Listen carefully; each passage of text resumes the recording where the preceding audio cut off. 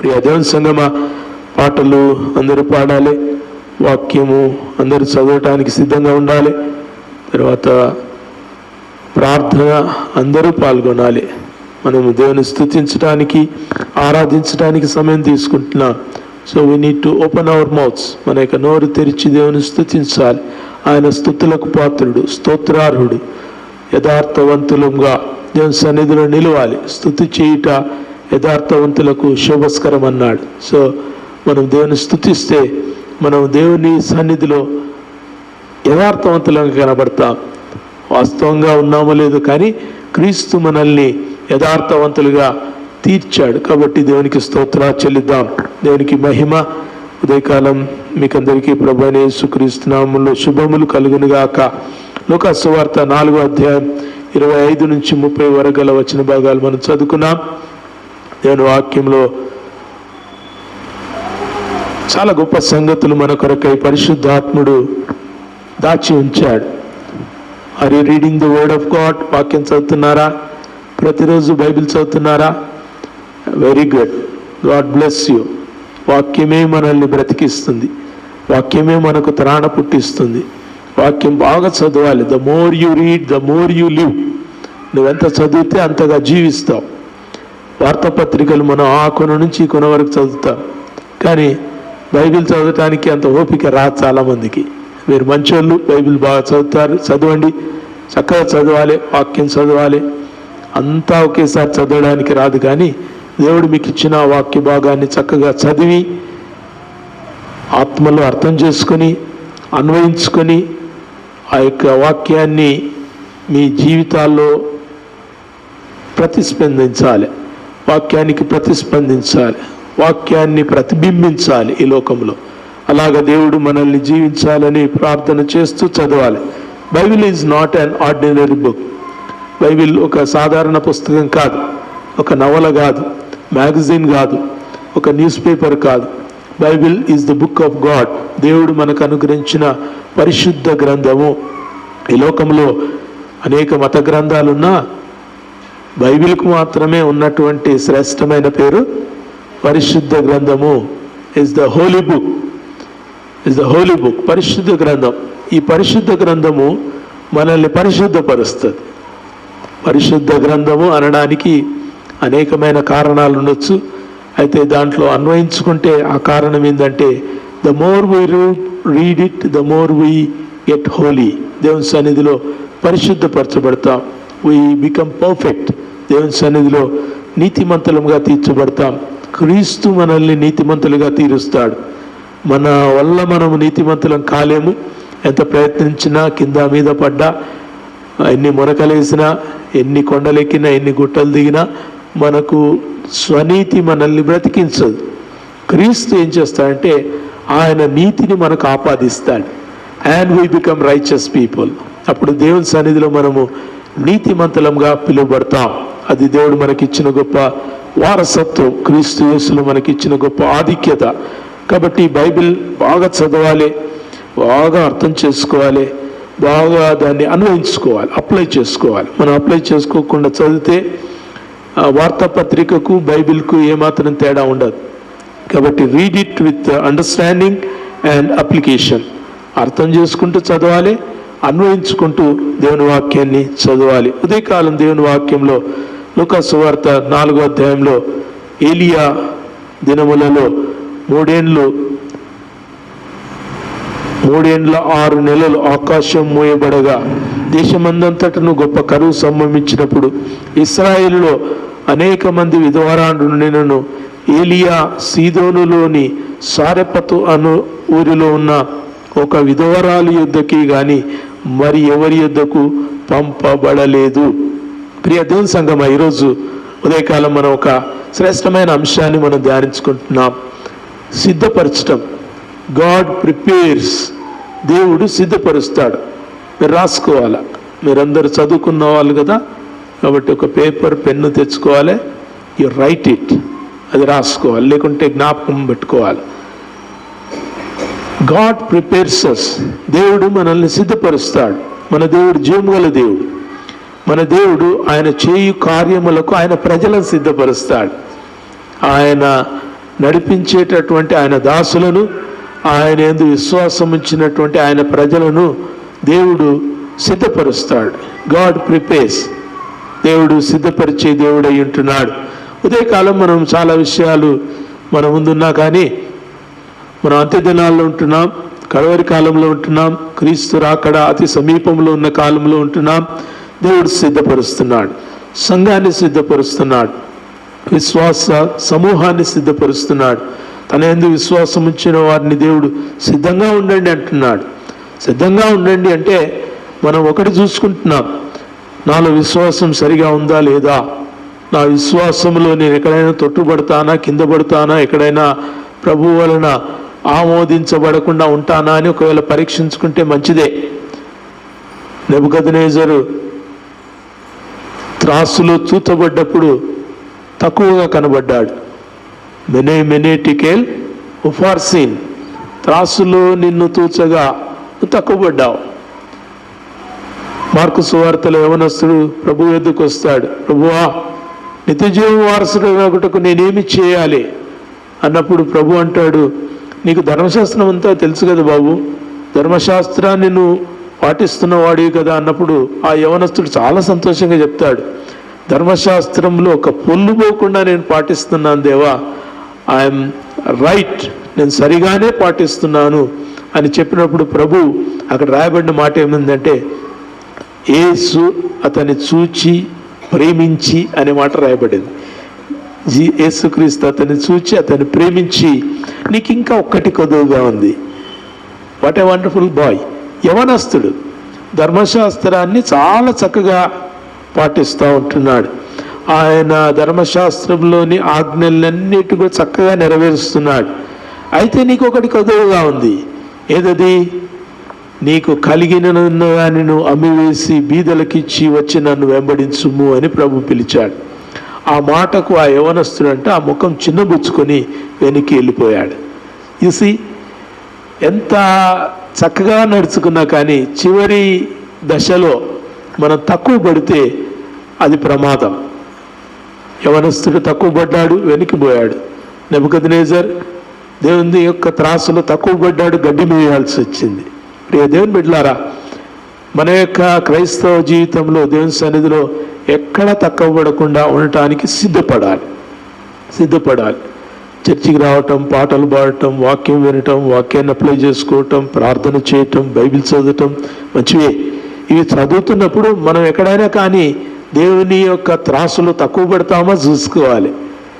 యేసుక్రీస్తు ఎదుట యవనస్తుని వల్ల నిలిచినప్పుడు ఎక్కడైనా కానీ మనం తప్పిపోతామేమో చూసుకోవాలి.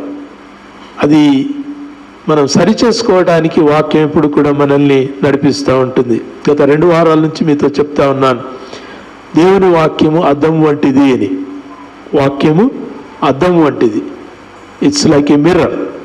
సో ఈ మిర్రర్లోనికి చూసినప్పుడు వేరేళ్ళు కనబడరు, నేనే కనబడతాను. మిర్రర్లో చూస్తే మనమే కనబడతాం. ఒక పాస్టర్ ఆయన చర్చి ఓపెన్ చేసే సమయంలో గంటలు కొట్టించాడంట, చర్చి గంటలు, గుడి గంటలు. అప్పటి కాలంలో అప్పుడున్నటువంటి ఆనవాయితీ ప్రకారం గుడి గంటలు కొట్టినప్పుడు అది ఆరాధనకైనా సమయం ఉంటుంది, లేకుంటే ఎవరైనా ఒక వ్యక్తి చనిపోయినటువంటి సందేశమైనా ఉంటుంది. గుడి గంటలు విన్నప్పుడు చాలామంది త్వర పడుకుంటూ వచ్చారంట. చాలా గంటలు కొట్టారు కాబట్టి అయ్యో ఎవరో చనిపోయినట్టున్నారని త్వరగా అక్కడ ఉన్నటువంటి విన్న వాళ్ళందరూ వచ్చారు. చాలా దూరం వినపడతాయి గుడి గంటలు. చర్చి యొక్క బెల్స్ చాలా దూరం వినపడతాయి. పూణేలో మేము ఒక చర్చిలో సేవ చేసేవాళ్ళం. అక్కడ చాలా ఎత్తులో మంచి బెల్స్ ఉండేటి, చాలా బెల్స్ ఉండేటి. ఆ బెల్స్ ఇప్పటికి కూడా 35 కిలోమీటర్ల దూరం వరకు వినబడతాయి. అక్కడ అంత దూరం వినబడ్డా ఇక్కడున్న వాళ్ళకి ఏమాత్రం కూడా డిస్టర్బెన్స్గా అనిపించవు. ఇక్కడ ఉన్న వారికి కొంత బిగ్గర శబ్దం వినబడ్డా 35 కిలోమీటర్ల వరకు ఆ యొక్క గంటలు వినబడతాయి. చాలా మంచి మెటల్తో చేస్తారు వాటిని. అలాగ గంటలు వినబడ్డప్పుడు వాళ్ళు పరిగెత్తుకొని చర్చికి వచ్చారంటే ఎవరో చనిపోయినట్టుంది చూద్దామని. పాస్టర్ అక్కడ నిలబడి పాట పాడుతున్నాడు. అందరు వచ్చి గబగబా కూర్చున్నారు. కూర్చున్న తర్వాత ఆ సమాధి పెట్టి తెరిచి చనిపోయిన వ్యక్తిని మీరు వచ్చి చూడొచ్చు అన్నప్పుడు ఒక్కొక్కరు వచ్చి ఆ సమాధి పెట్టెలోనికి చూస్తూ ఉన్నారు. ఒక్కొక్కరు వచ్చి సమాధి పెట్టెలోనికి చూసి భయపడి కళ్ళు మూసుకొని ఏడ్చుకుంటూ పోయి మళ్ళీ తమ కుర్చీల్లో కూర్చుంటున్నారు. అందరికీ ఆశ్చర్యమవుతుంది. చూస్తున్నారు, ఒక్కొక్కరు ఏడ్చుకుంటూ పోయి మళ్ళీ కుర్చీలో కూర్చుంటున్నారు. ఏం జరుగుతుంది అసలు? వచ్చిన వాళ్ళందరూ అదే పరిస్థితి. రావాలి, చూడాలి, భయపడాలి, ఏడ్చుకుంటూ పోయి కుర్చీలో కూర్చోవాలి. చివరి వ్యక్తి వచ్చి చూసి వెళ్ళిపోయిన తర్వాత ఆ సమాధి పెట్టెలో ఉన్నది ఎవరంటే ఎవరు లేరు, అద్దం పెట్టిండంట పాస్టర్ ఆ సమాధి పెట్టెలో అద్దం పెట్టాడు. వచ్చిన వాళ్ళందరూ ముఖం చూసుకుంటే ఎవరు కనబడుతున్నారు? చూసిన వ్యక్తే కనబడుతున్నాడు. ఎవరు చనిపోయినట్టు? చూసిన వ్యక్తే చనిపోయినట్టు. అంటే నేను చనిపోయానా, అయ్యో నేను చనిపోయానా అనే బాధతోటి వాళ్ళు వెళ్ళిపోయి కూర్చొని కుర్చీలో కూర్చొని, నిజంగా జరిగిన సంఘటన ఇది, కథ కాదు, నిజంగా జరిగిన సంఘటన. చాలామంది పశ్చాత్తాపడి, దేవా నీ సన్నిధిని మేము విడిచిపెట్టాం, నీ వాక్యాన్ని మేము విడిచిపెట్టాం, నీ యొక్క ఆరాధనకు మేము ప్రాధాన్యతనియలేదు, అయ్యా మమ్మల్ని క్షమించు అని చాలామంది మారు మనసు పొంది మళ్ళీ సంఘానికి క్రమంగా రావటం ఆరంభించారట. వాక్యము అద్దం వంటిది. When you see it shows you. నువ్వు చూసినప్పుడు అది నిన్నే చూపిస్తుంది.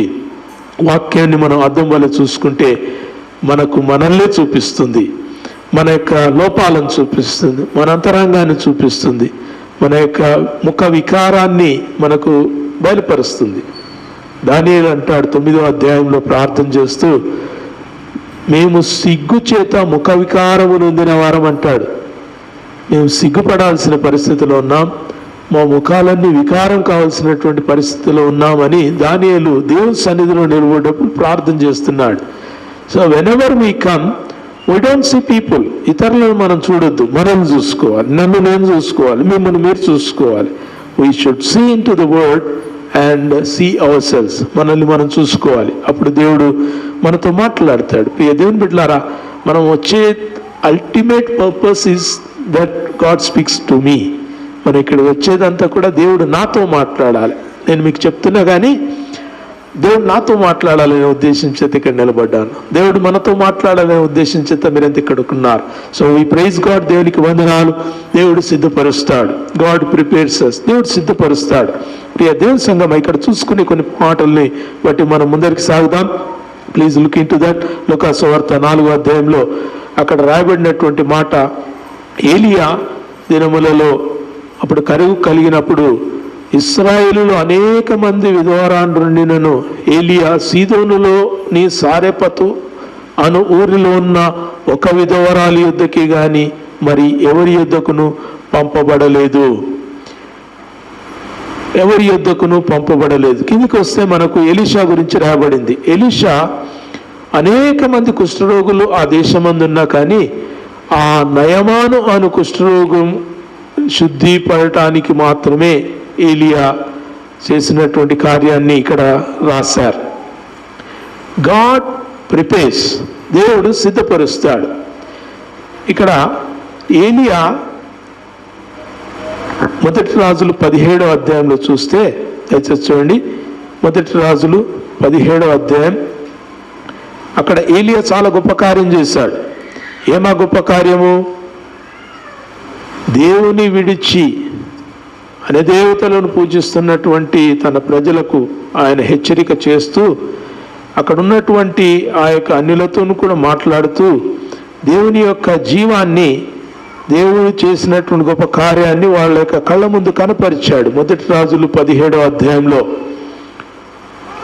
మొదటి నుంచి కొన్ని వచనాలు మనం చూద్దాం. అంతటా గిలాదు కాపురస్తుల సంబంధియగు తిష్బీయుడైన ఏలియా అహాబు నొద్దకు వచ్చి, ఎవరి సన్నిధిలో నేను నిలబడి ఉన్నానో ఇశ్రాయేలు దేవుడైన ఆ యెహోవా జీవముతోడు నా మాట ప్రకారము గాక ఈ సంవత్సరములలో మంచైనను వర్షమైనను పడదని ప్రకటించెను.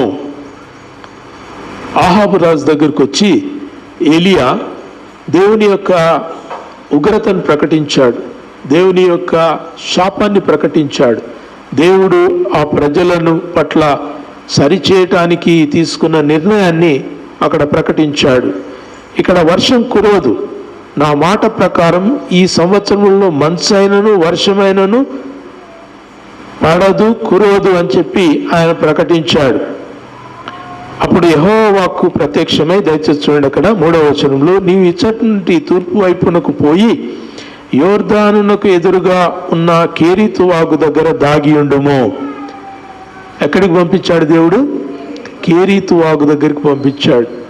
వర్షం ఎక్కడ లేదు, ఇక్కడ దేవుని ప్రజలు ఉండేటటువంటి స్థలములో లేదు, గిలాదులో లేదు, కాపురస్తులు అక్కడ వర్షం లేదు. అక్కడ దేవుని యొక్క ఉగ్రత వారు అనుభవించే కాలంలో దేవుడు ఆయన యొక్క సేవకుని కేరీతు వాగు యొద్దకు పంపించాడు. కేరీతు వాగు దగ్గర నీళ్లు ఉన్నాయి, కానీ కేరీతు వాగు దగ్గర ఆహారం లేదు. యు సీ, గాడ్ ప్రిపేర్స్, దేవుడు సిద్ధపరుస్తాడు. నీకు సగం ఇస్తాడు, సగము నువ్వు దేవుని పైన ఆధారపడాలి. నీకు మంచి నీళ్ళు ఇచ్చాడు, వాగిచ్చాడు, నీళ్ళు ఇచ్చాడు, స్వచ్ఛమైన జలాలు, పారుచుండే జలాలు, అట్లా సెలయేట్ నుంచి నీళ్లు తీసుకొని తాగే అనుభవం మీకు ఉందో లేదో తెలియదు. చాలామంది గ్రామాల్లో ఉండే వాళ్ళకి కొంత వాగు నీరు సెలయేరు పక్కన ఉండే వాళ్ళకి ఈ అనుభవం ఉంటుంది.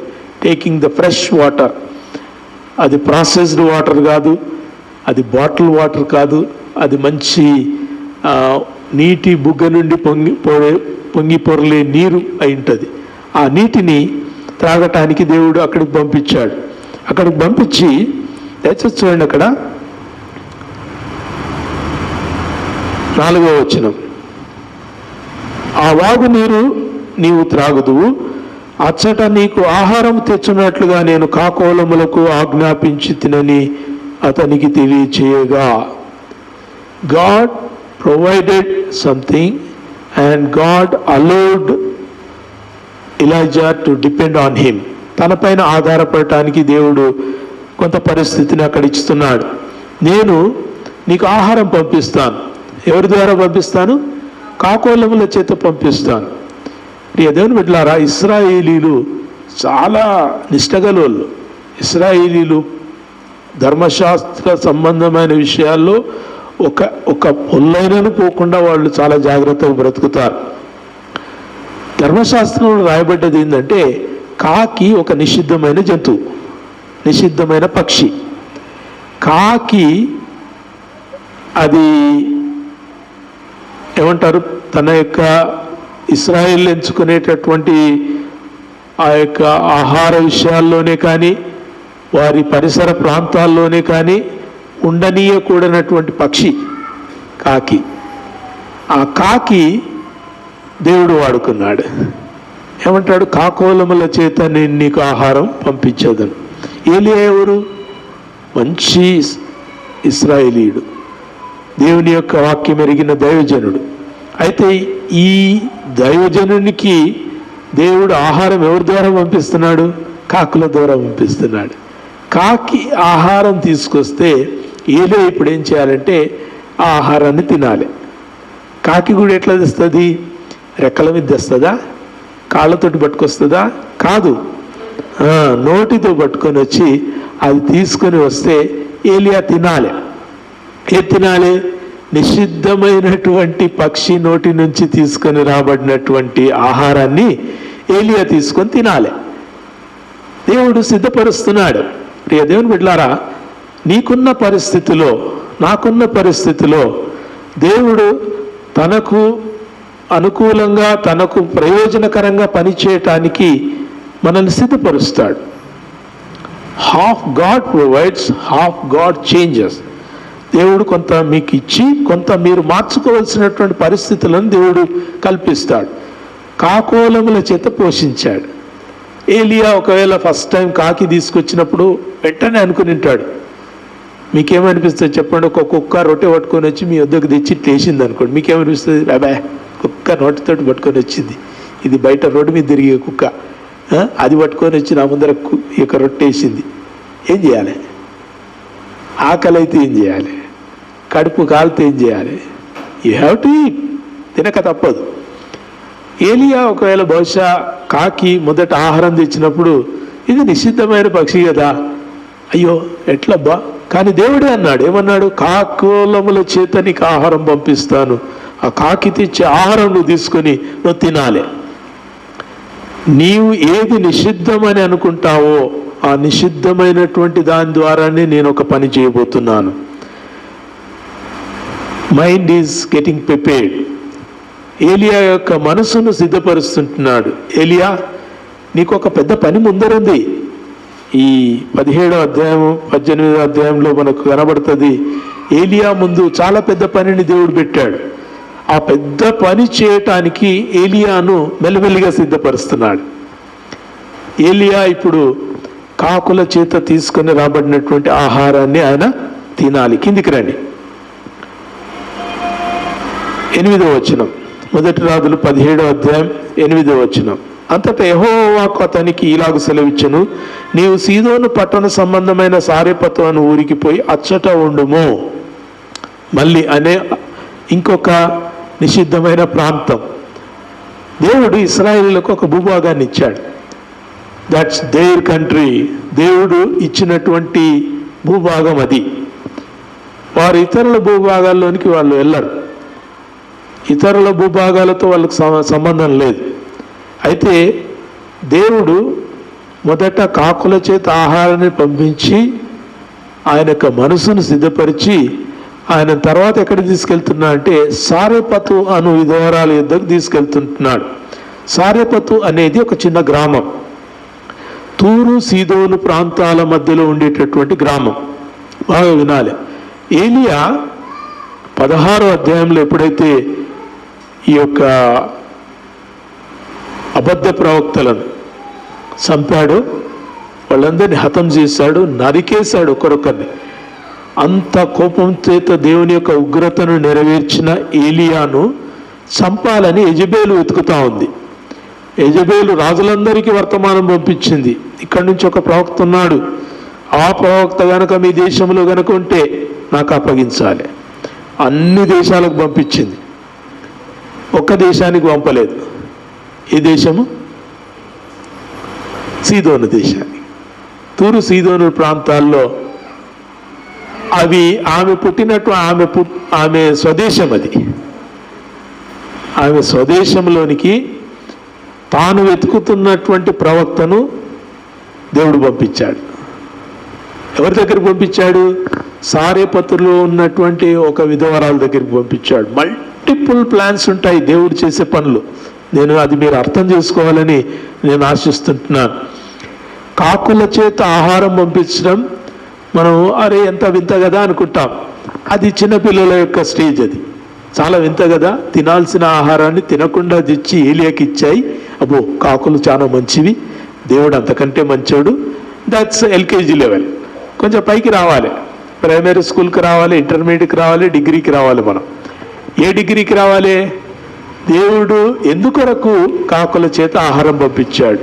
ఇప్పుడు మనం నేర్చుకున్నాం, నిషిద్ధమైన వాటి చేత దేవుడు పంపించినప్పుడు నువ్వు కాదనకుండా తీసుకోవాలి. ఏలియా, నువ్వు దైవజనుని, నువ్వు నలుగురికి చెప్పేటోని ప్రవక్తవి. ఇశ్రాయేలులో నీ వంటి ప్రవక్త ఆ సమయం ముందు లేడు. కాబట్టి నీవు నీ మనసు మార్చుకోవాలి. మోషే ధర్మశాస్త్ర ప్రకారము కాకులు నిషిద్ధమైనవి, అవి మీ వద్ద ఉండకూడదు, అవి తెచ్చినవి మీరు ముట్టుకోకూడదు, అదంతా కూడా ధర్మశాస్త్రం. అయితే నేను మారుస్తున్నాను. నువ్వేం చేయాలి? కాకుల చేత తీసుకుని రాబడిన ఆహారం నువ్వు తినాలి. ఏలియా మొదట కొంత ఎలా స్పందించాడో మనకైతే రాయబడలేదు, మనం ఊహించుకోవడానికి కూడా అవకాశాలు లేవు. ఒకవేళ కొంచెం ఇబ్బందిగా ఫీల్ అయినా దేవుడు పంపించాడు కదా, ఇంకా తప్పదు నాకని ఆయన తిన్నాడు. అలాగా కొంతకాలం ఆయన మనస్పూర్వకంగా సిద్ధపడిన తర్వాత దేవుడు ఇప్పుడు ఏం చేస్తున్నాడంటే, ఏలియా ఇప్పుడు నువ్వు లేచి బయలుదేరు. ఎక్కడి నుంచి? నీవున్న స్థలం నుంచి. ఏ స్థలంలో ఉన్నావు? కేరీతు వాగు దగ్గర ఉన్నావు. నీళ్లు తాగుతున్నావు, కాకులను తెచ్చి ఆహారం తింటున్నావు. ఇంకా కాకులు నీకు ఆహారం తేవు. ఇప్పుడు నువ్వు ఆహారం కొరకు నువ్వు పోవాలి. ఎక్కడికి పోవాలి? సారెపతుకు వెళ్ళాలి. అందుకే లూకా సువార్తలో ఇప్పుడు ఇంతవరకు మనం చదువుకున్నది, అనేక మంది విధవరాన్లు ఇశ్రాయేల్ దేశంలో ఉన్నా కానీ ఆయన సారెపతులో ఉన్నటువంటి విధవరాల యుద్ధకే పంపబడ్డాడు. హండ్రెడ్స్ ఆఫ్ థింగ్స్ దీంట్లో మీరు విశ్లేషించుకుంటే నేను కొన్ని చెప్తాను, ఎక్కువ చెప్పాను. ఒకటి, దేవుడు యెజబేలు నుంచి తప్పించటానికి ఏలియాను సారెపతు విధవరాల దగ్గరికి పంపిస్తున్నాడు. మళ్ళీ చెప్తున్నాను, సారెపతు ఒక గ్రామము, తూరు సీదోను ప్రాంతాల మధ్యలో ఉండేటటువంటి ఒక కుగ్రామం. ఆ యొక్క నది సముద్రపు ఒడ్డున ఉండేటటువంటి ఒక చిన్న గ్రామం. సారెపతు విధవరాలు, ఆమె పరిస్థితి, ఆమెకి ఇచ్చినవి అవన్నీ మనకు కొంచెం కొంచెం తెలుసు, అవి తర్వాత సంగతి. ఏలియా ఎందుకు సారెపతు విధవరాల దగ్గరికి పంపించబడ్డాడు? ఎంతమంది విధవరాళ్ళు ఉన్నా కానీ దేవుడు వారి యొద్ద ఈమెను దాచిపెట్టకుండా సారెపతు విధవరాల దగ్గరికి ఎందుకు పంపించాడంటే, టు ప్రొటెక్ట్ ఫ్రమ్ యెజబేల్ నుంచి ఆమెను అతన్ని కాపాడడానికి. యెజబేలు రాజులందరికీ వర్తమానం పంపించింది, చుట్టుపక్కల ఉన్నటువంటి రాజులందరికీ. ఆ రాజులు ఒకవేళ ఏలియా తమ దగ్గర ఉంటే అబద్ధమైతే చెప్పారు. కాబట్టి ఏలియా ఎక్కడున్నాడు వాళ్ళు చెప్పి యెజబేలుకు చెప్పాల్సిందే. అయితే యెజబేలు దేశములోనే యెజబేలు యొక్క ముక్కు క్రిందనే దానియేలు యొక్క ఏలియాను దాచి ఉంచాడు. What a wonderful God. వింటున్నారా? యెజబేలు ఏమనుకున్నది, అన్ని దేశాల్లో ఆ దేశంలోనే ఉంటాడని తన దేశంలోనే చూసుకోలేదు. దేవుడు ఏం చేశాడు, ఆమె దేశంకే పంపించాడు. ఆమె దేశంలోనే, ఆమె ప్రాంతంలోనే, ఆమె యొక్క స్వస్థలములోనే ఏలియాను కాపాడడానికి పంపించాడు. సారెపతు గ్రామానికి అంత పెద్ద దేవుడు ఒక ప్రయారిటీని ఇచ్చాడు. సారెపతు గ్రామానికి దేవుడు పంపిస్తున్నాడు. ప్రియ దేవుని బిడ్డలారా, ఏలియా సాధారణ పరిస్థితుల్లో అయితే సాధారణ దైవజనుడిగానే ఉంటూ ఆయన వెళ్ళాడు.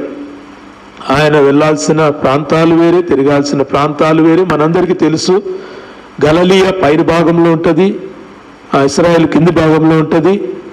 ఈ రెండిటికి మధ్యలో సమరయ ఉంటుంది, సమరయ ప్రాంతం. సమరయ ప్రాంతాల్లోంచి యూదులు నడిచి వెళ్ళరంట. అంత అన్టచబుల్స్ ఎవరు? సమరయులు. యూదులు అంతగా పాటిస్తారు, కొన్నిటిని చాలా పాటిస్తారు. మనకు అట్లా లేదు. ఎంత పెద్ద అగ్రకులస్తులైనా కానీ వాళ్ళకి పనింటే ఏమో పనులు చేసుకుంటారు. కానీ వీళ్ళు చాలా పట్టింపులు. సమరయులు ప్రాంతంలోంచి యూదులు వెళ్ళరు. అందుకే యేసుక్రీస్తు ఏం చేశాడు, సమరయుల ప్రాంతానికి పోయాడు. యోహాను సువార్త 4వ అధ్యాయంలో మనం చూస్తాం కదా. అక్కడికి పోయి ఆ స్త్రీతో మాట్లాడుతున్నాడు, సమరయ స్త్రీతో మాట్లాడుతున్నాడు. సమరయ స్త్రీ ఎవరు? మంచిది ఆమె, పాపం ఎంతో వేదన పడినటువంటి స్త్రీ. ఎంతమంది భర్తలు ఆమెకి? అబ్బో, పెళ్లి చేసుకున్నది చచ్చిపోయిండు, పెళ్లి చేసుకున్నది చచ్చిపోయిండు, పెళ్లి చేసుకున్నది చచ్చిపోయిండు. నష్టజాతకురాలు అంటారు మన దగ్గర ఆమెను. ఆ ముఖం చూడకుండా పొద్దున్న లేస్తే మా భర్తలు చచ్చిపోతారేమో అని వీళ్ళకి భయం, ఊరోళ్ళకి. ఆమె నీళ్లు తీసుకురావడానికి ఎప్పుడు వచ్చిందంటే తెలుసా? మధ్యాహ్నం పూట వచ్చింది. ఎందుకు? మధ్యాహ్నము ఆ ఎండ భయంకరంగా ఉంటుంది ఆ ప్రాంతాల్లో. కాబట్టి ఎవరు కూడా దాదాపు బయటికి వెళ్ళరు. ఎవరికీ ముఖం చూపించలేని స్త్రీ. వింటున్నారా? జాతి భేదం, కులభేదం, లింగభేదం, తర్వాత ఇంకేంటంటారు, ఆ యొక్క ఆమె ప్రవర్తన తీరులో భేదాలను చూశారు. అందరికంటే తృణీకరించబడిన స్త్రీ సమరయ స్త్రీ. ఆమె ఎంత దీనమైన బ్రతుకుతుందో ఆ ఊరి చివరిలో అక్కడ ఉండి. ఆమె మధ్యాహ్నం అయింది, ఇప్పుడు నా ముఖం ఎవరికి చూపించాల్సిన అవసరం లేదు, ఎవరు నన్ను చూసి భయపడరు, ఎవరు నన్ను చూసి అసహించుకోరు, ఇప్పుడు పోయి నేను నీళ్ళు తెచ్చుకుంటానని ఆడికి పోతే ఆడొక ఆయన కూర్చొని ఉన్నాడు. ఆయన కూర్చొని ఉన్నాడు. వామ్మో, ఈయనెవరో కూర్చున్నాడు, ఈయనెవరో యూదునిలా కనబడుతున్నాడు, మా సమరయులే నన్ను చూస్తలేరంటే ఈ యూదునికి నా ముఖం చూపించడమా? ఆయన ఏమడుగుతున్నాడు? అమ్మా నాకు నీళ్ళు ఇస్తావా అంటున్నాడు. నేను ఎవరో నీకు తెలుసా? సమరయ స్త్రీ ఎంత, ఆ ప్రశ్నలో ఎన్ని క్వశ్చన్స్ ఉన్నాయో. మొదట నేను సమరయ స్త్రీని, రెండవది నేను విధవరాల్ని, మూడవది నేను నష్టజాతకురాల్ని, నాలుగవది నా ముఖం చూస్తే ఎవ్వరు కూడా నన్ను ప్రేమించరు, నా చేతితోటి నీళ్ళు తాగుతావా? సమరయ స్త్రీతో దేవుడు మాట్లాడు. గాడ్ ప్రిపేర్స్ దేవుడు సిద్ధపరుస్తాడు. ఏలియాను సారేపతు అను గ్రామానికి పంపించడానికి కాకుల చేత ఆహారాన్ని పంపించి సిద్ధపరిచాడు. ఏలియా ఎప్పుడైతే మనసులో నెమ్మది చేసుకున్నాడు, అవును ప్రభువా, నీ కార్యములు దొడ్డవి, నీ కార్యములు గొప్పవి, నీ ఆలోచనలు అతి గంభీరములు, నీ ఆలోచనలకు మేము తలవగవలసిందే, నీ యొక్క క్రియలను బట్టి మేము నడుచుకోవాల్సిందే, మా పద్ధతులు, మా యొక్క విధానాలు, మా ఆచారాలు, మా సాంప్రదాయాలు ఇవి కావు, నువ్వేం చెప్తావు అది మేము చేయాలి. కాబట్టి నేను సిద్ధపరుస్తున్నాను ప్రభువా, హెల్ప్ మీ, నేనేం చేయాలి? దయచేసి చూడండి, అక్కడ మొదటి రాజులు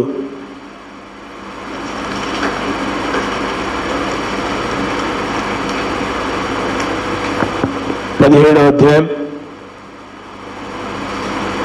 8వ వచనంలో, అంతటా యెహోవా వాక్కు అతనికి ప్రత్యక్షమై ఇలాగ సెలవిచ్చెను, నువ్వు సీదోను పట్టణ సంబంధమైన సారెపతు అను ఊరికి పోయి అచ్చట ఉండుము, నిన్ను పోషించుటకు అక్కడ నేను ఒక విధవరాలికి నేను సెలవిచ్చి తిని. ఏంటన్నా, వాట్ ఏ వండర్ఫుల్ ప్లాన్స్. ఒక్కొక్కటి అర్థం చేసుకుంటే యు లవ్ ద లార్డ్, దేవుని నిన్ను ఎంతగానో ప్రేమిస్తావు. ఇక్కడ దేవుని కార్యం 16వ అధ్యాయంలో జరిగించాడు, 17వ అధ్యాయంలో దేవుడు తన కార్యాన్ని జరిగిస్తా ఉన్నాడు. ఏలియా, నువ్వు బయలుదేరు, వెళ్ళు. ఎక్కడికి పోతావు? కేరీతు వాగు దగ్గరికి పో. అక్కడికి పోతే నీళ్ళు ఉంటాయి, నీళ్ళు తాగు. మరి ఆహారం నేను పంపిస్తాను. ఎవరి ద్వారా పంపిస్తాను? కాకోలంలో చేత పంపిస్తాను. అప్పుడు నువ్వేం చేయాలి? అసహించుకోకుండా తినాలి, విసుక్కోకుండా తినాలి, ఏ ఆలోచన లేకుండా తినాలి. బికాజ్ ఐ సెంట్, నేను పంపించాను కాబట్టి నువ్వు తినాలి. అప్పుడు ఏలియా మెల్లమెల్లగా మనసు శ్రద్ధ చేసుకొని కొంత ప్రభు పట్ల కృతజ్ఞత కలిగి ఆయన ఆహారం తింటా ఉన్నాడు. కొంత మనస్సు సిద్ధపడ్డది అని ప్రభు ఎరిగిన తర్వాత, నవ్ యు గో టు సారెపత్, నువ్వు సారెపత్కు నువ్వు వెళ్ళు, అక్కడ నేను ఒక విధవరాల్ని పెడుతున్నాను, ఆ విధవరాల దగ్గర నువ్వు వెళ్ళి ఆహారం నువ్వు ఆమెతో ఆమె ఇంట్లో నువ్వు బస చెయ్యి అని చెప్తుంటున్నాడు. దయచేసి చూడండి, ఆ విధవరాలు ఎలా చూడండి, దయచేసి చూడండి 10వ వచనంలో, అంతకతడు లేచి సారెపతు పోయి పట్టణపు గవిని యుద్ధకు రాగా ఒక విధవరాలు అచ్చట కట్టెలు ఏరుచుండుట చూచి ఆమెను పిలిచి త్రాగుటకై పాత్రతో కొంచెం నీళ్లు నాకు తీసుకొని రమ్మని వేడుకొనెను. ఆమె నీళ్లు తేబోచుండగా అతడు ఆమెను మరల పిలిచి, నాకు ఒక రొట్టె ముక్కను నీ చేతిలో తీసుకొని రమ్మని చెప్పాను. అందుకు ఆమె, నీ దేవుడైన యెహోవా జీవము తోడు, తొట్టిలో పట్టెడు పిండియు బుడ్డిలో కొంచెం నూనెయు నా వద్ద ఉన్నవే కానీ అప్పం ఒక్కటైనను లేదు. నేను చావక ముందు నేను ఇంటికి పోయి వాటిని నాకును నా బిడ్డకును సిద్ధము చేసుకొనవలనని కొన్ని పుల్లలు ఏరుటకై వచ్చి తినను. అర్థమవుతుందా? నేను ఎందుకు వచ్చిన ఇడికి? కట్టె పుల్లలు ఏరుకపోయి ఉన్న పిండితోటి ఒక రొట్టె చేసుకొని తిని, ఇక నేను నా కొడుకు ఇద్దరున్నాం, తిని ఇంకా మా ప్రాణాలు దేవునికి అప్పగించుకుందాం, చావడానికి సిద్ధమవుతున్నాం మేము. ఏలియా, నువ్వు అప్పం తెమ్మంటున్నావు. ఏలియా అంటున్నాడు, మీరు చావరు, మీరు బ్రతుకుతారు. ఎప్పుడు బ్రతుకుతారు? అమ్మా అప్పం నాకు తీసుకురా. ఎంత స్వార్థపరుడు కదా! లోక భాషలో చెప్పాలంటే ఎంత స్వార్థపరుడు కదా! పాపం మా విధవరాల దగ్గర ఉన్నది ఎంత, ఆమె ఆశ ఎంత, ఆమెకున్న స్థాయి ఎంత, ఆమె నోటికాడున్న రొట్టెను గుంజుకొని తింటా అంటున్నాడు ఈ ఏలియా. వీళ్ళకి ఈ లోకంలో ఉన్న వాళ్ళకి అర్థం కాదు. ప్రియ దేవుని బిడ్డలారా, ఏలియా చెప్తున్నాడు 13వ వచనం చూడండి. అప్పుడు ఏలియా ఆమెతో అట్లనను, భయపడవద్దు, పోయి నీవు చెప్పినట్లు చేయి. అందులో నాకు ఒక చిన్న అప్పము మొదట చేసి నా యొద్దకు తీసుకుని రమ్ము, తర్వాత నీకును నీ బిడ్డకును అప్పములు చేసుకునుము. ఒక్కటే రొట్టె చేసుకోవాలని ఆమె అనుకుంటుంటే ఈయనేమంటున్నాడు, అప్పములు. నువ్వు ఒకటి తీసుకురా, ఇంకా నీకు అప్పములే అప్పములు. చిన్న కుమారుడా, 5 రొట్టెలు 2 చేపలు నీ వద్దున్నాయి, ప్రభు యొద్దకు తీసుకురా, ఇంకా నీకు రొట్టెలే రొట్టెలు, చేపలే చేపలు. దిస్ ఇస్ గాడ్స్ బ్లెస్సింగ్, దేవుని యొక్క ఆశీర్వాదం. God multiplies. దేవుడు దీవిస్తాడు. విధవరాల దగ్గరికి ఏలియా పోయినప్పుడు ఏలియా దేవుని కార్యాన్ని అక్కడ చూయించాడు. ఆమె ఏమంటుంది? నీ దేవుడైన యెహోవా జీవముతోడు అంటుంది. సారెపతు విధవరాలు గుర్తుపట్టింది, ఈయనెవరో యూదునిలాకున్నాడు, ఈయన ప్రవక్తలాగా కనబడుతున్నాడు, దేవుని వలన పంపబడిన దైవజనుల్లా కనబడుతున్నాడు. అయితే ఆయనకు నా సంగతి తెలియదు, నా ఇంట్లో ఉన్నది ఏం తెలియదు, నాకున్న పిండి ఎంతనో తెలియదు, నాకున్న నూనె ఎంతనో తెలియదు, నా కుమారుడు తెలుసో తెలియదు, ఈయన నా రొట్టెని తెమ్మంటున్నాడు. ఏలియా, ఓ దైవజనుడా, నువ్వేం అడుగుతున్నావు? అయితే ఆ దైవజనుడు అంటున్నాడు, నీవు పోయి మొదట నాకు చేసుకుని రా. ఫస్ట్ ఫ్రూట్, మొదట పంట దేవునిది. దేవునికి స్తోత్రం. మొదటి ముద్ద దేవునిది. చాలా చర్చెస్లో తాము అన్నం వండుకోకముందు పిడికెడు బియ్యాన్ని తీసి పక్కకు పెడతారు. It's for God. అది మందిరానికి తేబడాలి, మందిరము ఇతరులకి ఇవ్వబడుతుంది. ప్రియ దేవుని బిడ్డలారా, first part is God, first salary is God, first child is God's. మొదటిది దేవుంది. అమ్మా, నీకు ఒక్కటే అప్పం ఉందా? చాలా అప్పాలుంటే మొదటిది ఒక అనుకోవచ్చు, కానీ ఉన్నదే ఒక్క అప్పమయ్యా అంటే ఉన్న అప్పం కూడా నాకే తీసుకురా అంటున్నాడు. ప్రియ దేవుని బిడ్డలారా, సారెపతు విధవరాలు ఎంత అర్థం చేసుకున్నదో తెలియదు, కానీ మంచిది. She understood. ఆమె అనుకున్నది ఏందో ఉంది. దైవజనుడు ఒక మాట చెప్తున్నాడంటే దాంట్లో ఏదో ఉంది. కాబట్టి ఏమైతే ఏమైంది, తిన్నాకైనా వస్తాం, తినకుండా అయినా వస్తాం, కాబట్టి ఉన్నదేదో ఆయనకి ఇచ్చి చచ్చిపోదాం అనుకున్నదేమో.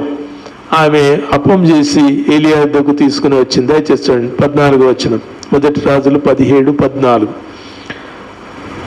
భూమి మీద యెహోవా వర్షము కురిపించు వరకు ఆ తొట్టిలో ఉన్న పిండి తక్కువ కాదు, బుడ్డిలో నూనె అయిపోదు. What a wonderful God. Praise God. దేవునికి స్తోత్రం. ప్రియ దేవుని ప్రజలారా, వెన్ యూ బ్రింగ్, దేవుని విశ్వసించని, దేవుని సంపూర్ణంగా ఎరగని విధవరాలిమే. ఒకవేళ మనం కూడా అదే పరిస్థితిలో ఉండొచ్చు. నా పరిస్థితి ఏంది, నా స్థితి ఏంది, నాకున్న వసతులు ఏంది, నా వద్దున్నదంతా, నేను ఎంత దేవాలి దేవుని దగ్గరికి.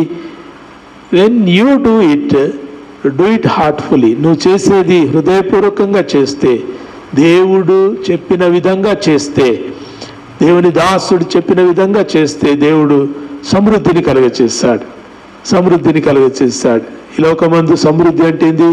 ఓ 10 సంచుల బియ్యం ఇంట్లో మూలుగుతూ ఉండాలి, ఓ సంచి పప్పు ఒక పక్కన వేసబడి ఉండాలి. మనకి ఇంకా ఏమేమో చాలా విషయాలు మనం అన్నీ రెడీ చేసుకొని, నా ప్రాణమా తినుము త్రాగుము సంతోషించుము అంటే దేవుడు ఏమన్నాడు? వెర్రివాడా, మరి పిచ్చోడా, రాత్రికి దేవుడు నీ ప్రాణాన్ని అడుగుతున్నాడు. రా బాబు, నువ్వు బియ్యం సంచులు వేసుకుంటే కుదరదు. నీది దేవునికి అప్పగించాలి, నీ ప్రాణమును దేవునికి అప్పగించాలి, నీ జీవమును దేవునికి అప్పగించాలి, నీ జీవితమును దేవునికి అప్పగించాలి. ప్రియ దేవుని బిడ్డలారా, దేవుడు ఏలియాను సిద్ధపరిచాడు. దేవునికి వందనాలు. చావడానికి సిద్ధపరచలేదు, బ్రతకడానికి, బ్రతికించడానికి సిద్ధపరిచాడు. This is the beauty. ఏలియా ఏమన్నాడు తెలుసా? ప్రభువా, నా ప్రాణమును తీసుకొని చెప్పాడు. అయ్యో, ఎంత ఘోరం. 19 మొదటి రాజులు 19వ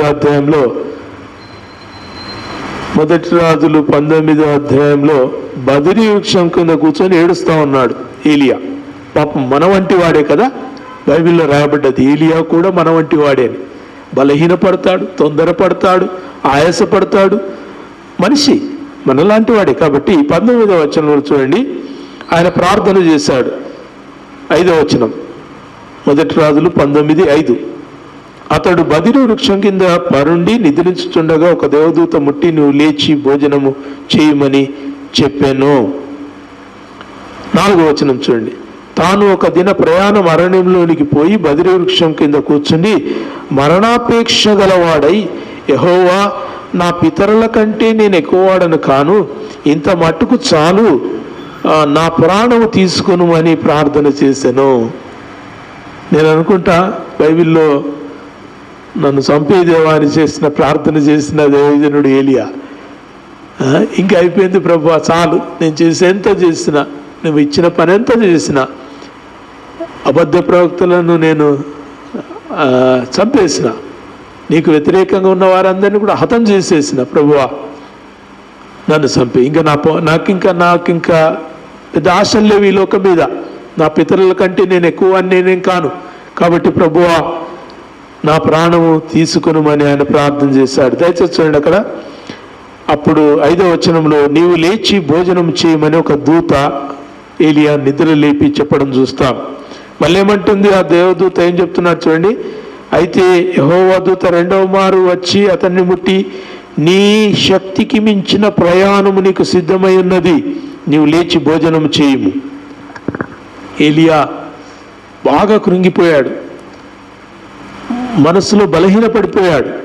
ఇక చాలు, జీవితం చాలు అనుకున్నాడు. మస్తు చేశాను, చేసినంత చేశాను, దేవుడిచ్చిన పని అంతా చేశాను, ఇంకా చాలు, దిస్ ఎనఫ్ అని అనుకున్నాడు. అంటే దేవదూత నిలిచి, నీకు చాలా ఉంది, ముందర చేయాల్సింది చాలా ఉంది, నువ్వు చేయాల్సిన పని చాలా ఉంది. ప్రియ దేవుని బిడ్డలారా, గాడ్ ప్రిపేర్డ్ ఎలైజా, దేవుడి ఈ యొక్క ఏలియాను సిద్ధపరిచాడు.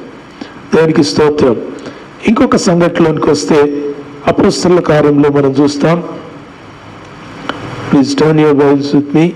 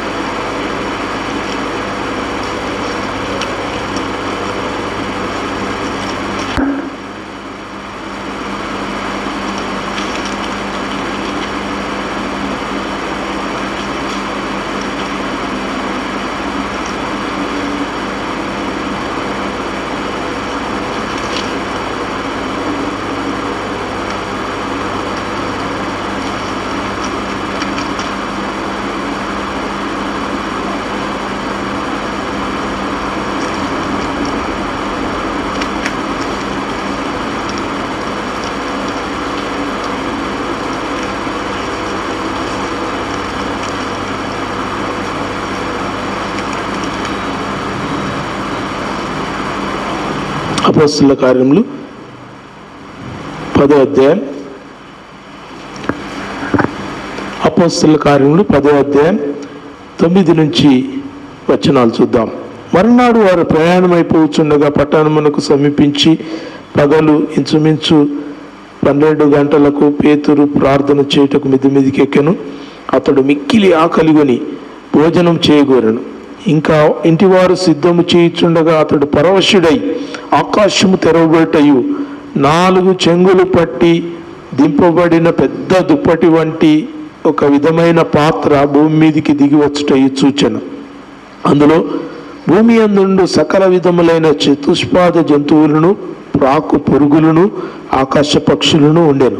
అప్పుడు పేతురు, నీవు లేచి చంపుకొని తినుమని ఒక శబ్దము అతనికి వినబడెను. అయితే పేతురు, వద్దు ప్రభువా, నిషిద్ధమైనది, అపవిత్రమైనది ఏదైనాను నేనెన్నడైనాను తినలేదని చెప్పగా, దేవుడు పవిత్రము చేసిన వాటిని నీవు నిషిద్ధమైనదిగా ఎంచవద్దని మరల 2వ మారు ఆ శబ్దము అతనికి వినబడెను. ఈలాగు 3 మారు జరిగెను. వెంటనే ఆ పాత్ర ఆకాశమునకు ఎత్తబడెను. What do we see here? ఇక్కడ మనం ఏం చూస్తున్నాం? పేతురు బాగా ఆకలైంది. పేతురుకు వాళ్ళు ఇంట్లో సిద్ధం చేస్తున్నారు, చికెన్, మటన్, బిర్యానీలన్నీ తయారు చేస్తూ ఉన్నారు. ముందే ఆకలి అవుతుందంటే ఈ వాసన ఇంకా ఎక్కువ ఆకలి చేస్తూ ఉంది. పేతురు ఆకలిగొని ఉన్నప్పుడు ఆయన పరవశుడయ్యాడు. పరవశుడు అంటే ఆత్మచేత నింపబడ్డాడు, పరిశుద్ధాత్మచేత ఆవరించబడ్డాడు. పరిశుద్ధాత్ముడు అతని హృదయాన్ని చేతిలోనికి తీసుకున్నప్పుడు అతడు సంతోషం చేత ఆనందిస్తూ ప్రభువునందు ఆనందిస్తున్నప్పుడు అతనికి ఒక దర్శనం కలిగింది. ఏమా దర్శనం? ఆకాశం తెరవబడ్డది. దుప్పటి 4 వైపుల 4 పట్టుకొని ఒకరు పాత్ర మాదిరిగా తన ముందరికి దింపడం ఆయన చూశాడు. ఆ దుప్పటి ఒక పాత్రలాగా రావటం, ఆ దుప్పటి లోపల ఏమున్నాయి? లోకంలో ఉన్న చతుష్పాద జంతువులు అన్నీ ఉన్నాయి. అన్ని చతుష్పాద జంతువులు అంటే 4 కాళ్ళతో నడిచే జంతువులన్నీ కూడా ఉన్నాయి. అంటే పిట్టలు, కాకులు ఇవి లేవు, కానీ అన్నీ ఉన్నాయి. యూదులు గిట్టలు చీలని వాటిని తినరు. గిట్టలు చీలినవి మేక, గొర్రె మాంసం ఇవి కూడా వీటి సంబంధించిన ఆహార నియమాలు ధర్మశాస్త్రంలో చెప్పబడ్డాయి కాబట్టి వాటినే వారు భుజించాలి. లేవికాండం 17వ అధ్యాయం మీరు పోయిన తర్వాత చదవండి. దేర్ ఆర్ సమ్ ఏమంటారు రెస్ట్రిక్షన్స్. వీరు తినవలసినవి తినకూడనివి చెప్పబడ్డాయి. వాళ్ళు తరతరాలుగా వాటిని పాటిస్తున్నారు కాబట్టి బాగా ఒంట్లో ఎక్కిపోయింది అన్నమాట వాళ్ళకి. ఇక ప్రత్యేకంగా చెప్పాల్సిన పని లేదు. మన చుట్టూ కూడా కొంతమంది హిందూస్ అలవాట్లు ఉంటారు కదా, వాళ్ళు ఒక వారం తింటారు, ఒక వారం తినరు. అలవాటు అయింటుంది వాళ్ళు. కాబట్టి వాళ్ళకి ఎంత తినాలని అనిపించినా కానీ ఆ దినం వారు తినవద్దు కాబట్టి తిన్నారు అంతే. ఇంకా అట్లా ఒక అలవాటు.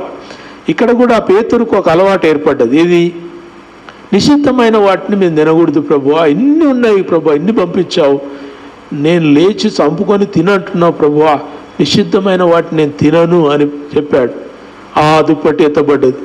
మళ్ళా ముమ్మారు ఆ మాదిరిగా జరిగింది. 3 సార్లు ప్రభు చెప్పటం, 3 సార్లు పేతురు కాదనటం మనం అక్కడ చూస్తున్నాం.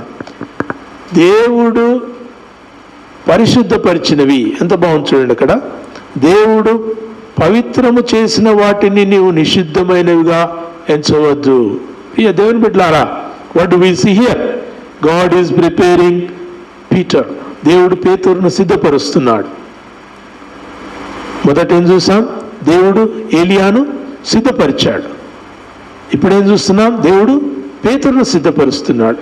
వీళ్ళందరూ కూడా తమ సాంప్రదాయ సంబంధమైనటువంటి అనుమతించబడినవి, నిషిద్ధం చేయబడినవి అనేటటువంటి బంధకాల్లో ఉన్నారు. అయితే దేవుడు అంటున్నాడు, ప్రభు ఆ యొక్క చతుష్పాద జంతువులను ఆయన ముందు కనపరిచి దేవుడు పవిత్రము చేసిన వాటిని నువ్వు నిషిద్ధమైనవిగా ఎంచొద్దు అని చెప్పాడు. పేతురు ఆ దర్శనం చూశాడు.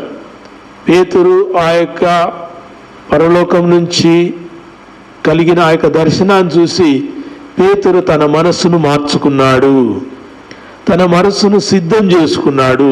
గాడ్ ఈజ్ డూయింగ్ సంథింగ్ అంటున్నారా? ఏలియా కేరీతు వాగు దగ్గరుండి కాకుల చేత ఆహారం పంపబడ్డప్పుడు మనసు సిద్ధపరచుకొని తిన్నాడు. సారెపతు విధవరాల వద్దకు పోయినప్పుడు ఆయన ఉండటంతో ఆమె సావకుండా బ్రతికింది. ఆయన ఉండటంతో ఆ యొక్క ప్రాంతాల్లో దేవుని యొక్క సేవకుడు బ్రతికించబడ్డాడు. దేవుని బిడ్డలారా, దేవుడు సిద్ధపరిచాడు. దేవుడు సిద్ధపరిచేటప్పుడు మనసు మార్చుకోవాలి. we need to change. మనం మార్చుకోవాలి, పద్ధతులు మార్చుకోవాలి, మనకున్నటువంటి విధానాలు మార్చుకోవాలి. పేతురు నేను తినను ప్రభువా, ఇవి నిషిద్ధమైనవి అంటే దేవుడు అంటున్నాడు, దేవుడు పవిత్రపరం చేసిన వాటిని నిషిద్ధమైనవిగా ఎంచవద్దు అని చెప్పినప్పుడు పేతురు అర్థం చేసుకున్నాడు. God prepared Peter. పేతురును సిద్ధం చేశాడు. ఇక్కడ చూడండి 17వ వచనం, అపొస్తలుల కార్యములు 10వ అధ్యాయం 17వ వచనం. పేతురు తన కలిగిన దర్శనం ఏమైండును అని తనలో తాను ఎటు తోచక ఉండగా కొర్నేలి పంపిన మనుష్యులు సీమోను ఇల్లు ఏదని విచారించి తెలుసుకొని వాకిట నిలిచి ఇంటి వారిని పిలిచి, పేతురు అను మారుపేరు గల సీమోను ఇక్కడ దిగి ఉన్నాడా అని అడిగిరి. పేతురు ఆ దర్శనమును గూర్చి యోచించుతుండగా ఆత్మ, ఇదిగో 3 మనుషులు నిన్ను వెతుకుచున్నారు, నీవు లేచి క్రిందికి దిగి సందేహింపక వారితో కూడా వెళ్ళుము, నేను వారిని పంపియున్నానని అతనితో చెప్పాను. ఇక్కడ అర్థం చేసుకోవాలి. ఒకవేళ ఆ వ్యక్తులు నేరుగా కనుక వచ్చి పేతురు ఇక్కడ ఉన్నాడా, ఇక్కడ ఇంట్లో ఉంటాడంట కదా, ఇంట్లో పేతురు మేము కలవాలి అంటే సిద్ధపరచబడినటువంటి హృదయం కలిగిన పేతురు వీరిని కలిసేవాడే కాదు. మీరెవరో నాకు తెలియదు పోండి అంటాడు. అయితే ఆ దర్శన భావం ఏమై ఉంటుందో అని పేతురు ఆలోచన చేస్తూ ఆయన కిందికి దిగి వచ్చినప్పుడు వారితో మాట్లాడిన తర్వాత దేవుని ఆత్మ చెప్తున్నాడు, నువ్వు వెళ్ళు, వాళ్ళతో వెళ్ళమని చెప్పాడు. 21వ వచనం చూడండి. పేతురు ఆ మనుషుల యొద్దకు దిగి వచ్చి, ఇదిగో మీరు వెతుకువాడను నేనే, మీరు వచ్చిన కారణం ఏమని అడిగాను. అందుకు వారు, నీతిమంతుడును దేవునికి భయపడువాడును యూదా జనులందరి వలన మంచి పేరు పొందినవాడినైన శతాధిపతియగు కొర్నేలి అను ఒక మనుషుడున్నాడు. అతడు నిన్ను తన ఇంటికి పిలువనంపించి నీవు చెప్పు మాటలు వినవలనని పరిశుద్ధ దూత వలన బోధింపబడనని చెప్పిరి. అప్పుడు అతడు వారిని లోపలికి పిలిచి ఆతిథ్యమిచ్చెను. పేతురు అన్యజనుల యొద్దకు పంపించబడ్డాడు. ఏలియా అన్యజనుల యొద్దకు పంపించబడ్డాడు. ప్రియ దేవుని బిడ్డలారా, వెన్ గాడ్ మేక్స్ ఎ వే, దేవుడు ఒక మార్గాన్ని చేసినప్పుడు మన ఇరుకులో మనం ఉండి, దేవా ఇట్లయితేనే నేను చేస్తా, ఇట్లయితేనే నేను మాట్లాడతా, ఇక్కడనే నేను మాట్లాడతా, నేను ఇట్టనే ఉంటా అనేటటువంటి పట్టింపులు దేవుడు అంగీకరించాడు. వింటున్నారా ప్రియ దేవుని సంగమా? గాడ్ ప్రిపేర్స్, దేవుడు సిద్ధపరుస్తాడు. పరిస్థితుల్లో, అననుకూల పరిస్థితుల్లో, నీకు ఇష్టమైన పరిస్థితుల్లో దేవుడు ఒకవేళ నడిపించాలి, దేవుని కార్యం అక్కడ జరిగించాలన్నప్పుడు దేవుడు నిన్ను నడిపిస్తాడు. అబ్రహామును కూడా నడిపించాడు. మనందరికి తెలుసు, అబ్రహామా నువ్వు లేచి నీ దేశం, నీ స్వజనులను విడిచి నా యొద్దకు రా, నా వెంట రా, నేను నిన్ను తీసుకుని పోతాను, పాలు తేనెలు ప్రవహించు కనాను దేశానికి నేను మిమ్మల్ని తీసుకెళ్తాను. And Abraham followed. ప్రియ దేవుని బిడ్డలారా, దేవుని ప్రజలు ఇప్పుడు నేర్చుకోవాలి.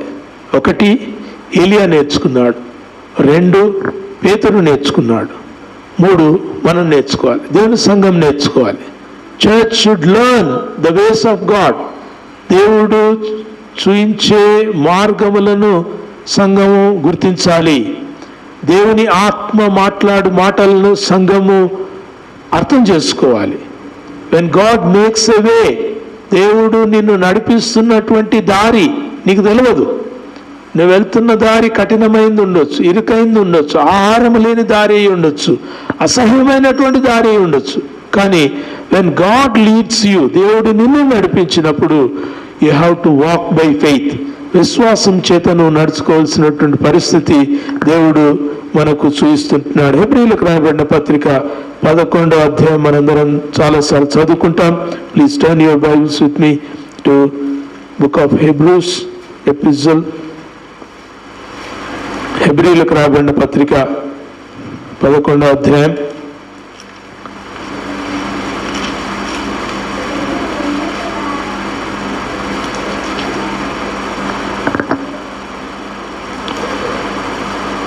హెబ్రీయులకు రాయబడిన పత్రిక 11వ అధ్యాయం 29వ వచనం. విశ్వాసమును బట్టి వారు పొడి నేల మీద నడిచినట్లు ఎర్ర సముద్రములో బడి నడిచిపోయిరి, ఐగుప్తులో అలాగూ చేజుచి మునిగిపోయిరి. విశ్వాసపు నడక దేవుని ప్రజలు నేర్చుకోవాలి. That's what we are here. మనం ఇది నేర్చుకోవటానికి దేవుని సన్నిధిలో కూడుకుంటున్నాం. ఆత్మ చెప్పుచున్న సంగతులు చెవిగలవాడు వినుగాక. దేవునికి స్తోత్రం. ఇక దేవుని ప్రజలారా, ఆత్మ, దేవుని ఆత్మ నడిపించు ఆ యొక్క మార్గమును మనం ఎరగాలి. ఆనాడు ఇశ్రాయేలీలు ఎర్ర సముద్రమును ఆరిన నేలలు నడిచారు, పొడి నేలలు నడిచారు. ఎంత బాగా రాస్తారు చూడండి ఆ మాట, ఎంత బాగుంది చూడండి. ఏమంటున్నాడు? చదివారా? ఎక్కడ పోయింది అది వచ్చిన చెప్పండి. విశ్వాసమును బట్టి వారు పొడి నేల మీద నడిచిరి. సముద్రములో నీళ్లు తొలగించబడ్డ తర్వాత ఆరడానికి కొన్ని నెలలు పడుతుంది. ఇక్కడ ఇస్లామిక్ కంట్రీస్లో ఏదో నది పేరు మర్చిపోయాను, ఈ మధ్యలో వార్తల్లో వినబడతా ఉంది. ఆ నది అంతా ఎండిపోయిందంట. ఆ నది ఎప్పటికి కూడా ప్రవహించేటటువంటి నది నైలు నది. నైలు నది ఎండిపోయింది అంటే చాలా విశాలంగా ప్రవహించేటటువంటి ఆ నైలు నది దాదాపు ఇప్పుడు సన్న పాయలుగా ప్రవహిస్తూ ఉంది. దాదాపు ఎండిపోయింది. నీళ్లు లేవు.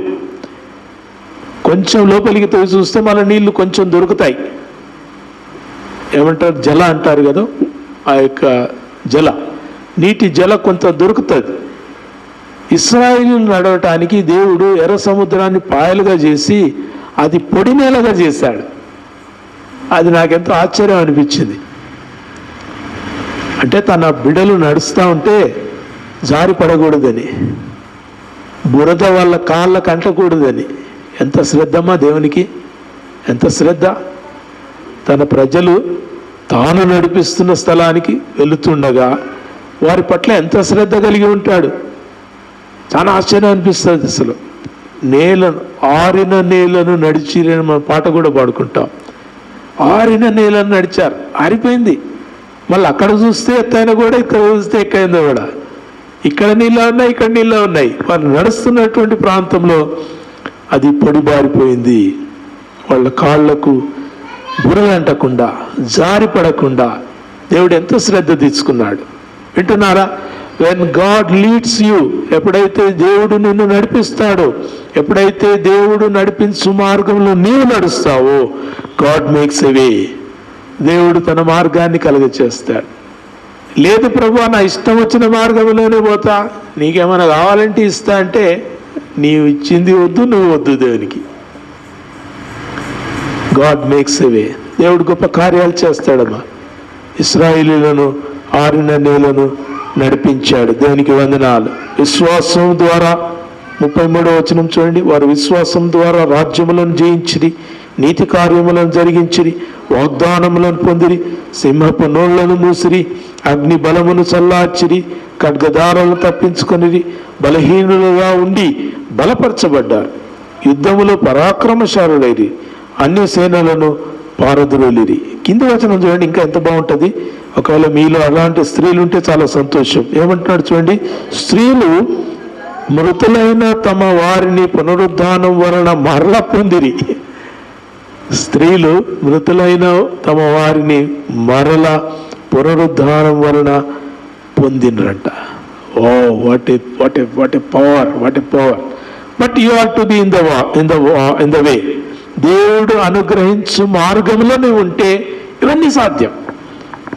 ఇవన్నీ ఎప్పుడు సాధ్యం కావంటే మన మార్గంలో మనం ఉంటే ఇవన్నీ సాధ్యం కావు. మన ఇష్ట ప్రకారం మనం జీవిస్తూ ఉంటే మన కష్టం కాకూడదు, నష్టం కాకూడదు, నా ఇష్టం నెరవేరాలి, ఇదే జీవితాల్లో మనం ఉంటే ఆశీర్వాదాలకు మనం పాత్రలం కాం. ఎంత పెద్ద ఆశీర్వాదమా! వీళ్ళు పెద్ద పాస్టరమ్మలు గారు, వీళ్ళు జనరల్ విమెన్, సాధారణ స్త్రీలు, ప్రార్థనాపరులైన స్త్రీలు అని రాయబడ్డది వీరి గురించి. దే ఆర్ ప్రేయింగ్ ఉమెన్, ప్రార్థించు స్త్రీలు.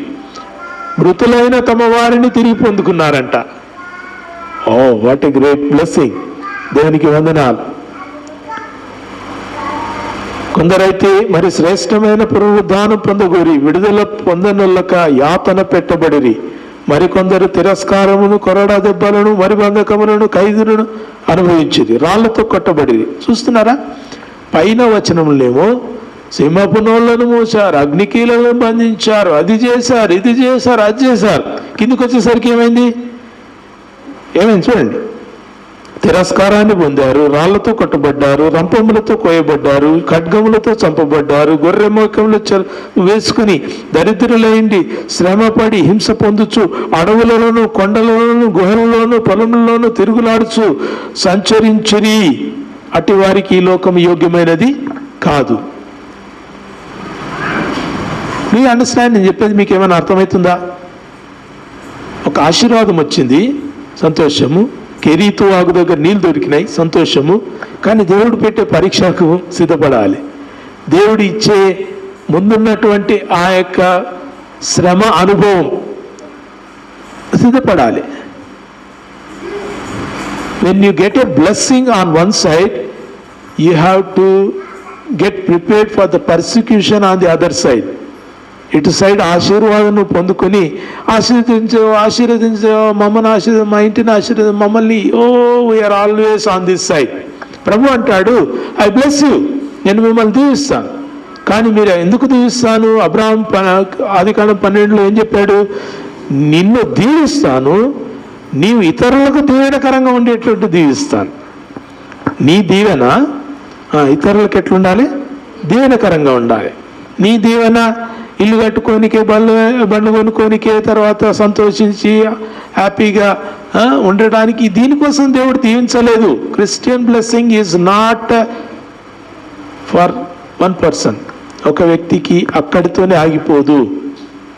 క్రైస్తవ ఆశీర్వాదము it should go forward, ముందరికెళ్ళాలి.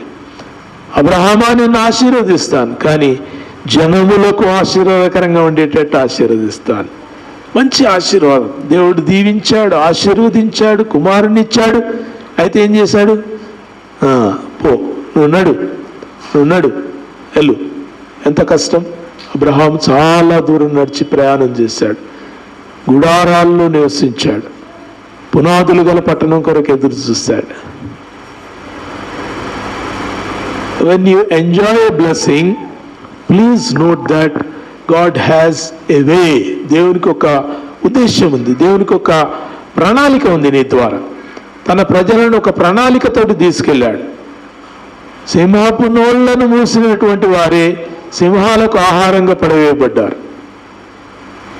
We see only one blessing. సారెపతు విధవరాలికి ఆహారం దొరికింది, కానీ అందరి విధవరాలకు ఆహారం దొరకలే. ఎలీషా నయమాను అని ఒక సిరియావాన్ని బాగు చేశాడు, కుష్ఠరోగిని. కానీ కుష్ఠరోగులు ఎంతమంది ఉన్నా వాళ్ళందరూ బాగు కాలేదు. Do you understand? మనకు చాలా మంది అటువంటి బ్లెస్సింగ్స్ ఇస్తారు. గాడ్ బ్లెస్ యూ అంటే అందరికి blessing. No, God's blessings are so calculated. దేవుడు ఒక ఉద్దేశం చేత, ప్రణాళిక చేత తన యొక్క కార్యము ఇతరులకు తెలియజేయ విధంగా ఆశీర్వదిస్తాడు. So take that blessing. మీకు ఆ బ్లెస్సింగ్ కావాలంటే తీసుకోండి. ఏలియాను సిద్ధపరిచాడు, పేతురుని సిద్ధపరిచాడు, దేవుడు సంఘాన్ని సిద్ధపరిచాడు. ఓ సంఘమా సిద్ధపడుమా, ఒక పాట ఉంది కదా, ఓ సంఘమా సిద్ధపడుమా. మనం సిద్ధపడుమా అంటే మనం ఏమనుకుంటాం? లేచి ముఖం కడుక్కొని, పౌడర్ వేసుకొని, సూట్ కేసు సర్దుకొని, ప్రభువా I'm ready, you come and I go అన్నట్టు నిలబడతాం. అది కాదు ప్రిపరేషన్. ప్రిపరేషన్ అంటే you have to walk through the trials. శ్రమల గుండా, హింసల గుండా, వ్యతిరేకతల గుండా, తిరుగుబాట్ల గుండా నువ్వు ప్రయాణం చేయాలి. ఎర్ర సముద్రం ఉంది, ఆడికి పోవాలి, ఆడి ఏడవాలి, ప్రార్థన చేయాలి, ఓపికతో దేవుని వైపు కనిపెట్టాలి. అప్పుడు దేవుడు నిన్ను నడిపిస్తాడు. పిలవగానే అట పిలవగానే ఆశీర్వాదం లేదు. దేవుని బిడ్డలారా, God children have to undergo his test. దేవుడు అనుగ్రహించే పరీక్షల్లో మనము పాస్ కావాల్సినటువంటి వారమైనా. ఒక మాట చదువుకొని మనం ముగిద్దాం. దయచేసి please turn with me to తిమోతిలకు మొదటి పత్రిక, తిమోతి రెండవ పత్రిక, 2వ అధ్యాయం,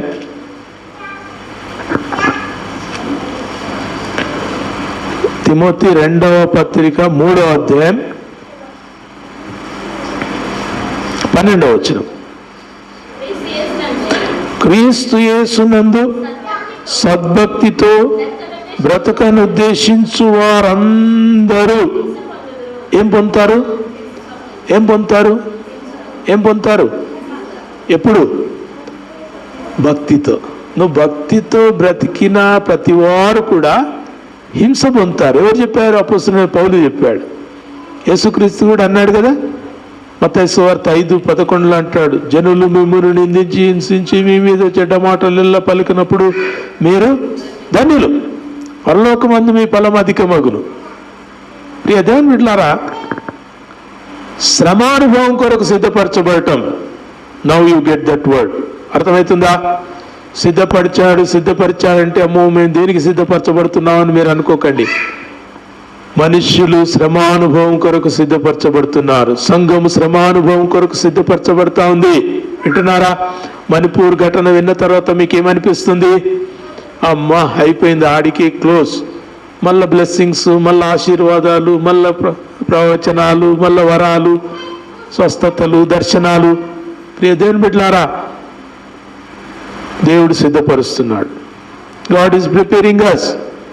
భయంకరమైన శ్రమలకు క్రైస్తవులు లోనయ్యారు.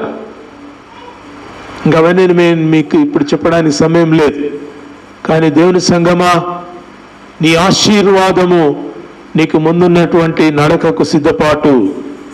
ఏలియా కేరీతు వాగు దగ్గర ఆహారం తిన్నావు, సారేపతు విధవరాల దగ్గర ఆహారం తిన్నావు, మళ్ళీ 19వ అధ్యాయంలో వచ్చి నా ప్రాణం తీసుకోదేవా అని మళ్ళీ ఎందుకు ఏడుస్తున్నావు? గెటప్, లేచి నడు. నీకు ఇంకా ప్రయాణం చాలా ఉంది. నువ్వు ఎదుర్కోవాల్సిన పరీక్ష చాలా ఉంది. నువ్వు దేవుని బిడ్డగా జీవించాల్సిన పని ఇంకా ముందరుంది. పేతురు, గెటప్, కొర్నేలి ఇంటికి పో. కొర్నేలి అన్యుడే. కొర్నేలి నీకు నిషిద్ధమైన వాడిగా కనబడుతున్నాడేమో, కానీ నాకు కాడు. నేను పవిత్రం చేశాను. అతడు సువార్త వినుటకు తగినవాడు, క్రీస్తునందు రక్షణ పొందుటకు తగినవాడు. నువ్వు పో, కొర్నేలి ఇంటికి పోయి సువార్త చెప్పు. వారి ఇంటి వాళ్ళందరూ రక్షణ పొందుతారు. వారి ద్వారా ఇంకా అనేకులు రక్షణ పొందడానికి ఉన్నారు. ఎంతసేపు నా ధర్మశాస్త్రము, నా గ్రంథము, నా మతము ఇది చెప్తుందని నువ్వు ఎంతసేపు కట్టడి వేసుకొని కూర్చుంటావు? పేతురు, గెటప్, లేచి చతుష్పాద జంతువులను చంపుకొని తిను అంటున్నాడు. You have to go to everyone. ప్రతి ఒక్కరి దగ్గరికి నువ్వు పోవాల్సిందే. ప్రతి ఒక్కరి దగ్గరికి నువ్వు వెళ్ళి దేవుని రాజ్య సువార్త ప్రకటించాలి. సంగమా, దేవుని యొక్క వాక్యం ఎరిగిన దేవుని ప్రజలారా, we have to go everywhere. దేవుడు పవిత్రము చేసి పంపించు ప్రతి స్థలానికి మనం వెళ్ళాల్సిన ఆవశ్యకత దేవుని వాక్యం మనకు జ్ఞాపకం చేస్తుంది. మనం పొందాల్సిన ప్రతి విధమైన పరీక్ష, అవసరమైతే శ్రమ, అవసరమైతే హింస పొందుతూ క్రీస్తు కొరకు మనం జయించువారంగా దేవుని రాజ్యంలో మనం నిలవాల్సిన ఆవశ్యకత దేవుని వాక్యం మనకు జ్ఞాపకం చేస్తుంది. ప్రార్థన చేసుకుందామా? Please close your eyes. ఒక నిమిషం అటు ఇటు తిరగండి, కళ్ళు మూసుకునండి, ప్రార్థన చేసుకుందాం. దేవుడు మనతో మాట్లాడుతుంటున్నాడు. గాడ్ ఈజ్ ప్రిపేరింగ్ అస్. దేవుడు నిన్ను నన్ను సిద్ధపరుస్తున్నాడు. సిద్ధపాటు దేనికి? హ్యాపీగా పరలోకానికి వెళ్ళిపోవడానికి కాదు. ప్రియ దేవుని సంగమా, ఆశీర్వాదమును ఉందిన నీవు ఇతరులకు ఆశీర్వాదం అందించటానికి నేను పిలుస్తున్నాడు. నువ్వు కొంత ఇరుకైనా, శ్రమైనా, శోధనైనా, కొంత హింస నువ్వు పొందవలసిన పరిస్థితి ఏర్పడినా, you have to walk through. నువ్వు నడవలసిందే. నువ్వు నడవడానికి దేవుడు సిద్ధపరుస్తున్నాడు. నువ్వు ముందుకు సాగడానికి దేవుడు సిద్ధపరుస్తున్నాడు. ఈ లోక యాత్రలో చుట్టుముట్టున్న పరిస్థితుల్లో దేవా నేను మంచిగుండాలి అనే ప్రార్థన కాదు. దేవా నేను నీకోసం నడవాలి.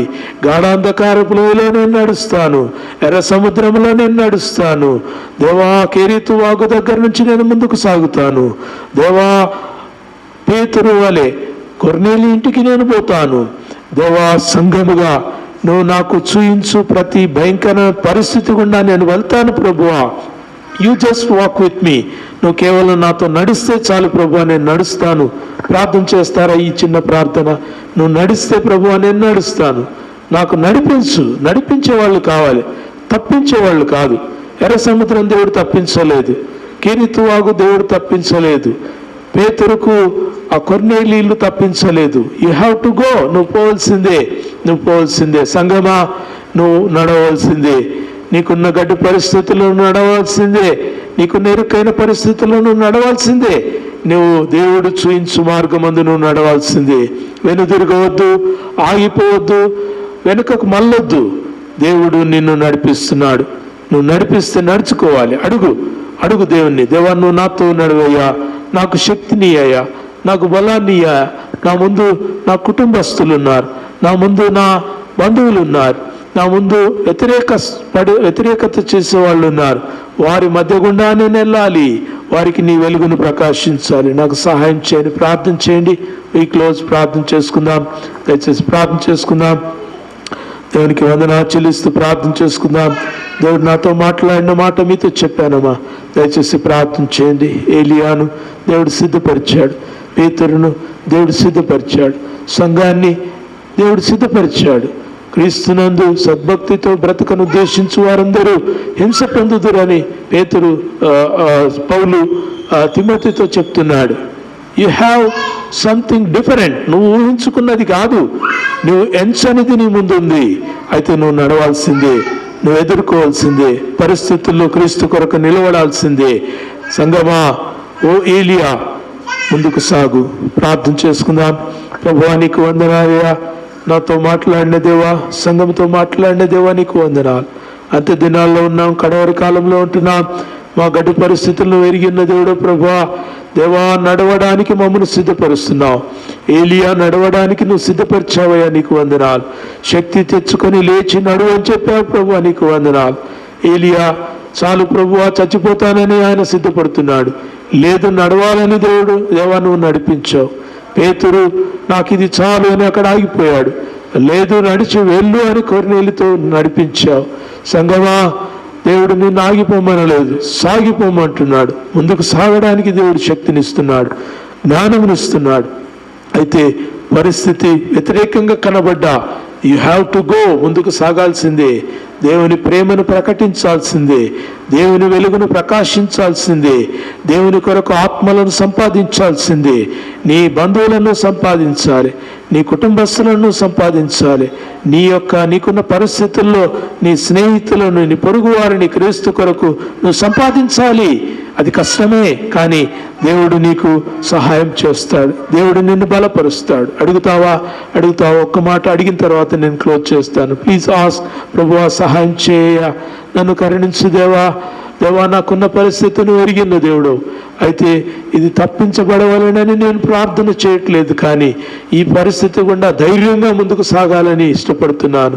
దేవా నీ కొరకు సాగాలని, నీ ప్రేమను ప్రకటించాలని, నీ కృపను ఇతరులకు తెలియచేయాలని, సారేపతులోకి వెళ్ళి జీవగల దేవుడు ఎవరో ఏలియా తెలియచేసినట్టుగా నేను ఎరగని ప్రాంతంలోనికి వెళ్ళి యేసు ఎవరో తెలియచేయటానికి నన్ను సిద్ధపరచు.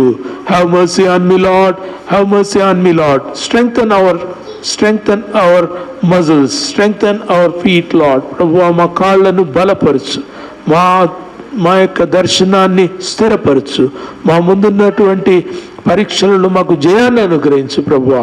Just walk with us, just lead us Lord. నువ్వు మమ్మల్ని నడిపిస్తే చాలయ్యా, మేము ముందుకు సాగుతాం. నీకు వందనాలు, నీకే స్తోత్రాలు చెల్లిస్తూ మాకు ఇచ్చిన యొక్క చక్కని నీ యొక్క మాటల కొరకై నీకు కృతజ్ఞతాస్తుతులు చెల్లిస్తూ నజరేయుడైన యేసు నామములో ప్రార్థించి వేడుకొంచుతున్నాం మా తండ్రి. ఆమేన్.